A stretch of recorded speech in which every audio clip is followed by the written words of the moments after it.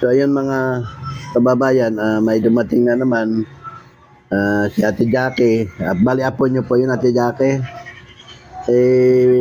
Asan ang magulang yan? Wala na, yung tatay na sa bayan, nag-aadik-adik, yung nanay nagkasawa na ng iba. Adik-adik? Nagkakatay po ng baboy, kaso nag-aadik naman. Isa mapariwara, kinuha ko na.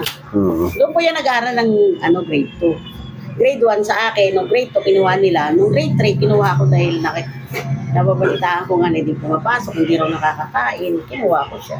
Walang nag-alaga sa kanya. Yung nanay niya, nag-asawa na ng iba. Nag-asawa na. Saan ngayon? Saan ba isipin ko yata? Yun ang anak niyo, babae. So, nasa inyo siya ngayon. Wala naman po nung pinanganak din sa akin eh. Kaya... Ano pangalan mo, be? Sean Michael Arteche. Anong grade ka na? 4 po. Grade 4 ka na.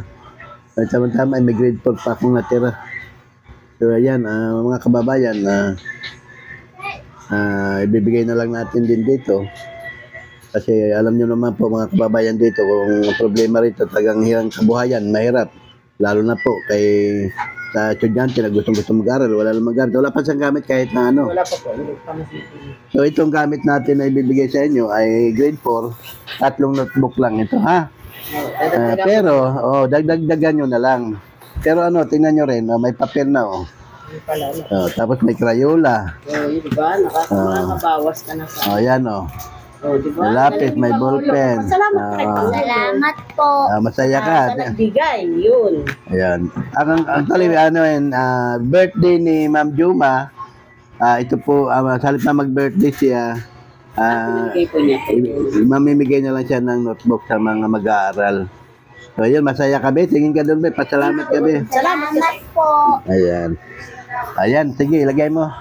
Ilagay mo na doon. Ito lang muna, bag mo. Maganda naman yun, handbag lang yun, hindi naman mabasa. Meron na po siyang bag pangulo. Meron na siyang sapatos, pinili ko na pa unti-unti. Basta notebook lang, wala. Notebook lang, wala. Kasi, siyempre, ang dami po estudyante. May college, may grade 11, may high school, may elementary. Alam mo naman, nag-iisa lang tayo.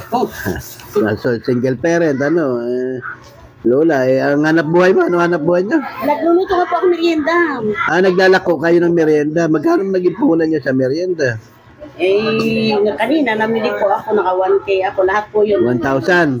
Magkano kikitain mo doon sa 1,000? Nung isang araw, namuhunan ako ng 700, kumita ako ng 600. Tanong kay Marcy, naka 600. Gano'n? Nakas pala kumita, no? Kaya nang hirap ang utik. Namili kayo ng gulay, yun yata. Namakyaw po ako ng gulay. Nahalaga 600. Ngayon, tinilad-tilad mo. Yung inano ko siya, tinalitali ko, kumita ako ng 600 atin. Nilako mo yun, akala ko pinasa mo lang din sa... Kasi mas yung nilalako. Mas magandang nilalako. Marami akong suki, Pangulo, kasi. So, kailangan lang talaga sa'yo puhunan. Puhunan talaga, Pangulo. Wala, yun ang wala. Kasi, siyempre, alam mo naman sa pagkain lang nila, araw-araw. So, ayun mga kababayan, maraming salamat po. Yun po si Ate Jackie, sa solo parent. Tapos, nakayari muna din, namimili ng gulay sa bukid-bukid, sa bukid. Tapos, ibibenta. Kumikita naman kahit paano. Sige, maraming salamat po. Thank you. Salamat po. Tara, Pangulo, salamat, Ate Ning. Nagano ako, nagluto muna ako ng tanghalian. So ayun mga kababayan, itong bata ay kausap din natin, yung magulang kailang, nandun pa nagluluto. So ibigay na natin sa kanya. Anong grade mo, be? Ano pangalan mo?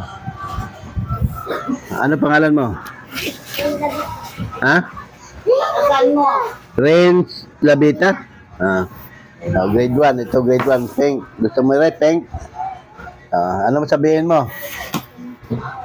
Ano sasabihin mo? Po. Sige. Sige na.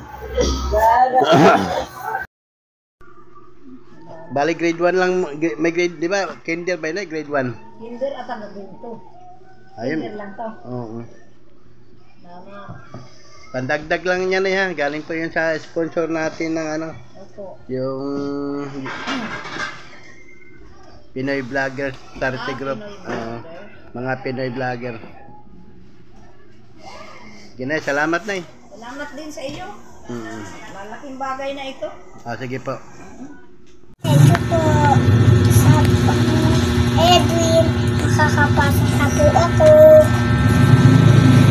So ayan Ma'am Joma, maraming salamat po. Yan lang muna at hindi pa ako makagala kasi nga po masama pakiramdam ko. Siyempre maraming salamat po sa Pinoy Vloggers Charity Group. Kaya maraming salamat po sa inyong lahat na walang sawa tumutulong sa ating mga kababayan dito sa Pilipinas. Sana po ay marami pa kayong matutulungan ng mga katulad nating mga sa aming mga mahirap na nangailangan ng tulong. Kaya maraming salamat po. Pinoy Vloggers Charity Group, ayan. Maraming salamat po sa Pinoy Vloggers Charity Group. Bye-bye!